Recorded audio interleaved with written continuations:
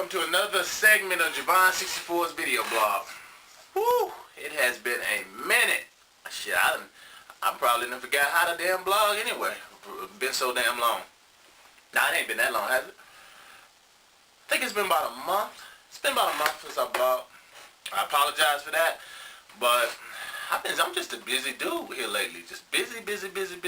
Always doing something. Some of what I've been doing though is I've been helping the Trimax staff in their promotion department with a new book that a lot of you have been waiting on by Lady Arrows. A lot of you know who Lady Arrows is. Those of you who don't, you can check her out at www.trimaxpublishers.com.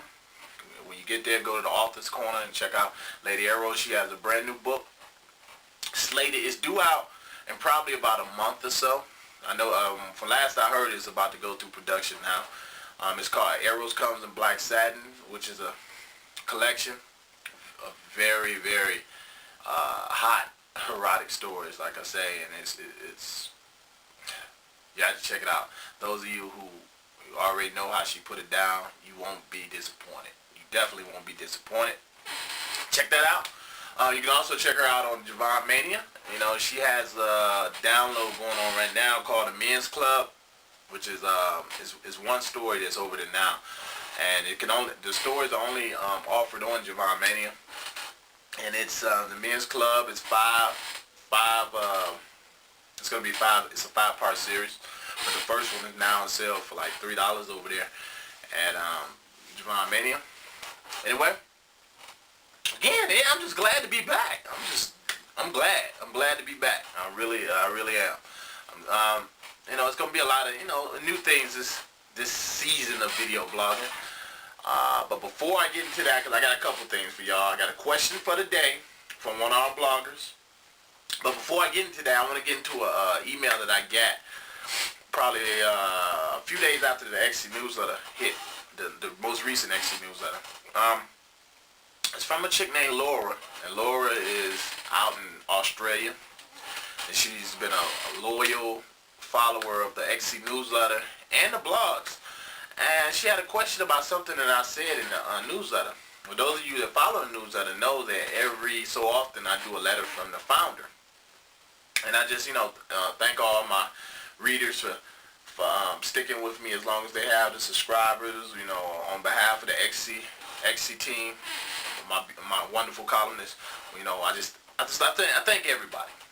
Anyway, she wanted to know what I meant when I said Javon64 was a mentality.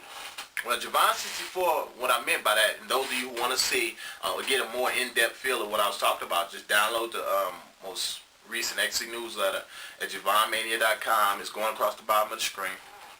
But what I meant by that, okay, it's like this. Javon64. What I meant by that, it's my pseudonym. It's the name that I write under. However, it's more than that. It's more than a man. Javon64 is a mentality. And those of you that's been with me a while, you understand that by now. Javon64 is a mentality, just like uninhibited or inhibited is. And everybody knows what they mean, uninhibited and inhibited. Uninhibited person is someone who doesn't have any hang-ups at all when it comes to sex. No hang-ups in the bedroom, and an inhibited person does. Well, that's what Javon64 is. When a person think of Javon64, I've branded it to the point I want them to say, think of uninhibited. Meaning if you buy anything that has the Javon64 name on it, you're getting uncensored, uninhibited, just sexual liberation. Now, I'm taking one step further. Javon64 is actually more than that. It's about being yourself, being comfortable in your own skin, being who you are and not caring what no one else thinks.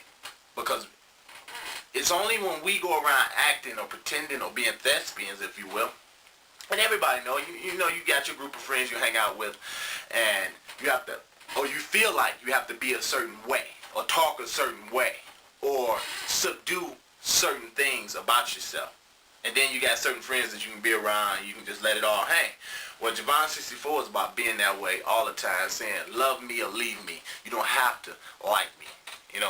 This is who I am. I'm comfortable with that. And that's what Javon64 means, young lady. Through time, as we go on, as my career blossoms, shall I say, as it blossoms, you'll get to see more of that. I'll talk more about that because I want people to understand that. I want them to understand that it's more than just this tattoo freak, if you will. Javon64 is more than this tattoo freak. It's a mentality. It's a mentality that I will brand in the world's heads. I promise you that. You know, because I'm comfortable being me. You know, and at the end of the day, that's what I feel like my most important job is. You know, helping people discover what's really in here. In here, damn out here. Discover what's in here. What makes you happy in here. Whether it be sexual or whether it be something else. Just so happened that I happen to deal in the sexual realm. But that's that. That's that. Like I said, anybody want to know more about that, because I talked a little more about that in the XC newsletter, in the letter from the founder. Download it. Some great articles in there from some wonderful columnists. Alright, on to the question. This question came from a young lady that sent me an Ask Javon question, which can also be found in the latest XC newsletter.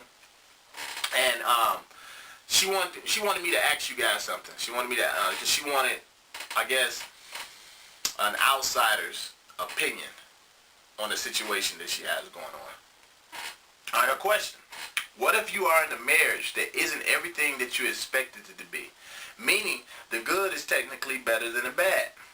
Does that mean that you can go out and find someone outside of your marriage to fulfill those things that are lacking? Okay, now before y'all go to typing and this, go to answering, I want you to clear your minds. I want you to seriously think about that and put yourself in this young lady's situation. We've all been there, whether it's been a relationship, just a regular relationship, or it's been sacred vows, meaning marriage. Alright, now, she says, part 2 of that. And if you do, does that make you a bad person? Sounds like, like I said, just from reading, I can tell, you know, young lady got some things weighing on her conscience. So hopefully, you know, a lot of you out there that's been in her situation can, you know, give her an opinion on that.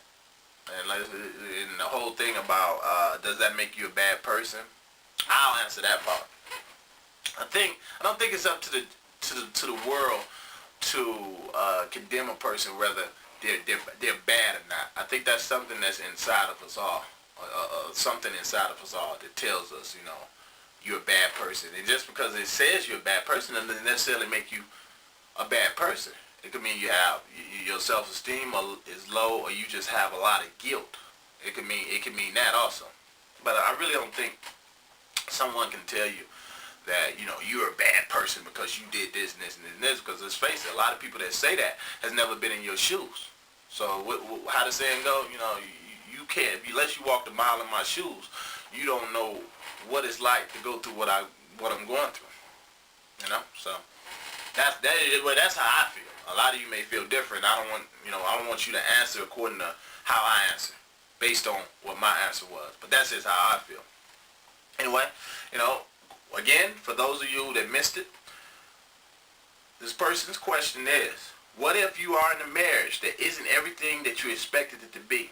Meaning that the good is technically better than the bad. Does that mean that you can go outside your relationship or your marriage to fulfill those things that you are lacking? And if so, does that make you a bad person? That's the question of the day. Once again, so glad to be back. So glad. Love you all. Can't wait to see what y'all got to say about this. Peace out.